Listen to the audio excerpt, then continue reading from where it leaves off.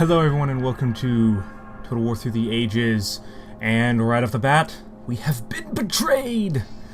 Our allies, the Britons, have launched an attack against us. Yes, there we are, betrayed. They besieged Marcella, I think is the name of that place. And yeah, so even though we have like 4 Senate offices or whatever, that was kind of good news, but no, this is bad, this is terrible. They attacked us. And we were not prepared. We were not really prepared at all. Now, thankfully, we do have an army relatively close. And we will get to that actually relatively quickly. So first up, right off the bat, I'm actually checking what's going on. Now, the Britons are still allies with Dacia.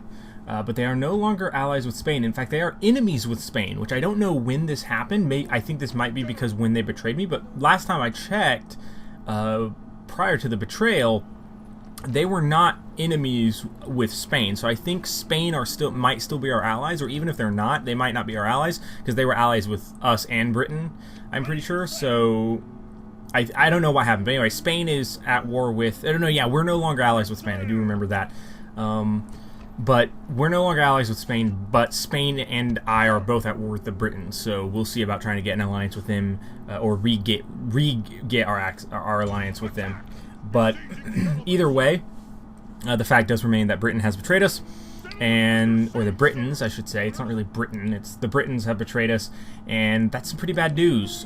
But fortunately, they are at war with Spain, and this is the first fight that we're going to be having against them. Now, I actually did go ahead and fight this out primarily because I kind of wanted to see how the chariots were. I wanted to, because they had chariots, I wanted to try out, see how big of a deal the chariots were. So I'm actually going to, probably about half the video is going to be this battle. Even though it's a pretty straightforward and simple battle, I wanted to kind of talk about it. And also talk about kind of the war against the Britons as a whole, not just this specific battle. So I'm doing a kind of my more normal setup. I do have some Triarii, and I'm to the point where I can now train Triarii, and I'm thinking that, or at least at this point, this will change later on, once more experience has been had. But I kind of assumed at this point that Triarii would be pretty good against chariots, because, well, Triarii spearmen are good against cavalry, so I assume they would probably be good against chariots as well. But I don't actually know if in Rome Total War, if that actually does work like that. Because obviously, while it might make sense in the real world, it doesn't. That rarely has any impact on a game, particularly like Total War. Obviously, has a lot of stuff that's not particularly realistic and stuff. But anyway, I don't know. I really just don't know if they actually have bonuses against chariots or not, and I don't know if they are very effective against chariots or not. So that's something we're going to kind of figure out as we move forward. Now, what I will say is the Roman infantry are really overpowered, primarily not because of anything else. I know that they're overpowered, and we skipped ahead because the enemy weren't actually attacking us, so we just kind of advanced up. Because of course we attacked them, so of course they're not going to attack. So we pretty much just moved up, and they're kind of on a hill, so we're just going to have to kind of force them off of it. But as I was saying, one of the reasons why the Roman infantry, I think, is so ridiculously good comes down to the fact that they have their javelins, or the pilo or pilum, whatever you want to call them. But anyway, they have their throwing weapons. Now, they usually only get like 1 or 2, like 2 or 3 volleys off, typically, from what I've seen. I think it's like 3, like I think it's 2 to 4, somewhere in there. I don't remember, and it's like a set number. I just don't remember how many they have. But they typically get to throw. I think I see them throwing at least 3, maybe 4, maybe even 5, but I'm not sure. But regardless, they are really, really strong, and in fact, they're probably the strongest thing I have as the Julii currently for dealing with elephants. They're the best thing to deal with elephants, and I kind of have the suspicion that they might end up being the best thing to deal with chariots as well. But again, like I said, we're going to have to try and kind of see that as we go on. But I think we might actually get to see that in this battle a little bit if we see the javelins being used against the chariots. Yeah, here we go. So actually that's not really a good example there, but as you can see, the chariots actually go down very quickly, and this was one of the things I was surprised about, because I'm used to fighting the elephants, and I thought the chariots might be similar to the elephants in the sense that they could potentially be fairly tanky and be fairly difficult to kill, but actually they're kind of like a glass cannon. They really do not take that much to kill. It does not seem like they have very many hit points or anything like that, and they go down very quickly, but they can do a lot of damage, and they cause fear. Cause fear, sorry. Essentially it's that the chariots scare your guys. Chariots are scary for infantry particularly, so it has a negative impact on your morale of nearby infantry, and particularly infantry that's being attacked by chariots. But otherwise, chariots are actually go down really quickly, and we'll see more and more examples of this as we go on. And that just kind of surprised me a little bit, because I kind of wasn't expecting it. Now, it does again kind of make sense. Chariots are very much a hit and run thing. If you actually can catch them out, and either with just like being able to shoot or throw javelins at them, and or if they get bogged down in melee, you can just cut them to pieces.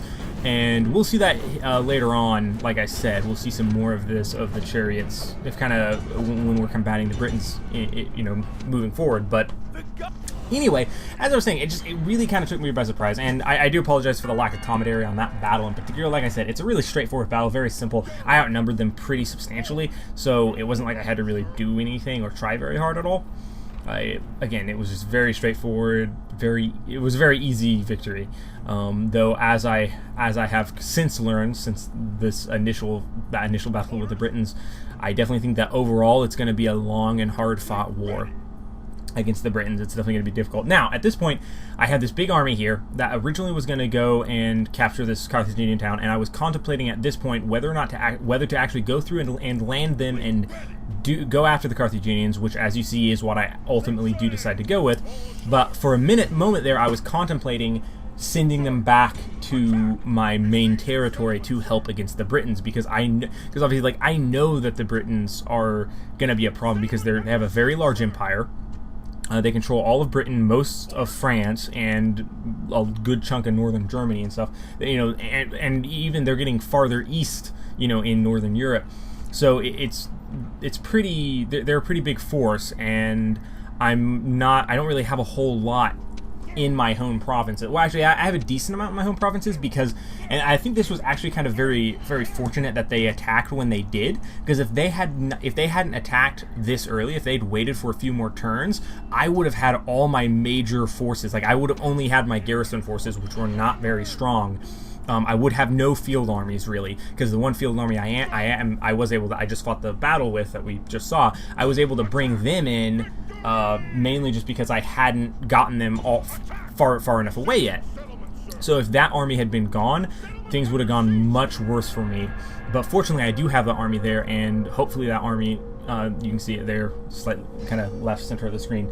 That army should be able to allow us to kind of stop the Britons in their advance through our territory, because otherwise, like I said, our garrison forces aren't very strong there, because I wasn't really anticipating an attack. Now, fortunately, here's the rest of our Roman guys are coming into the fight with us. I don't recall what the Bruttii Dacia thing is. I think the Dacia, because Dacia is allies with the Britons, I don't think they're at war with me, but I think they did something to tick off the Bruttii, who they are currently a protectorate, or they were at least a protectorate of the Bruttii, because the Bruttii beat them. So I'll have to double check that. But yeah, as you can see, I'm like, okay, we need guys. I'm going to take I'm going to take all the Triarii I can, because again, I'm still thinking that Triarii might be the best thing I have to deal with chariots.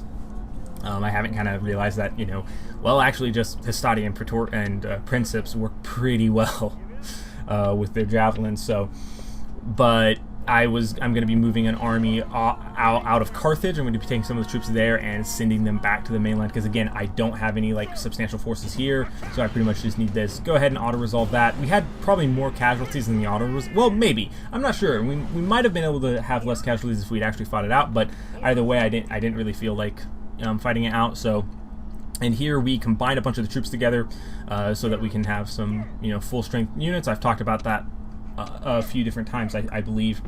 about that. And then here we just are gonna combine this in. We send most of the troops into the garrison. We send a substantial amount of the troops into the garrison to kind of bolster the defense of that city, and then I do want to kind of keep this field army, but again, I'm also going to try and build up troops here as quickly as possible to help combat the Britons, because as you can see, they have two substantially sized armies there, and they have a very, very large army besieging this Marsilla there. That's going to be really hard to deal with, and I don't really have any field army in the close enough to be able to relieve that siege. This is an instant win with the auto resolve. They had, I think, 2 units, a general's unit and like a town watch or something like that. Either way, very, very easy. Here we're gonna just get retraining, kind of get the city prepped, which I'm glad that I went ahead and did this, because that means now all of the Carthaginian provinces, at least all the ones that I'm aware of, which I think are all the ones, I don't think they have anywhere else, but they're all in North Africa now. But that is all the time I have for this episode. Next episode should be pretty good. We're going to have a pretty big siege of the Carthaginian city over south of Carthage, but in the meantime, thank you all for watching. Be sure to check back for more Total War Through the Ages, and we will get the Britons back.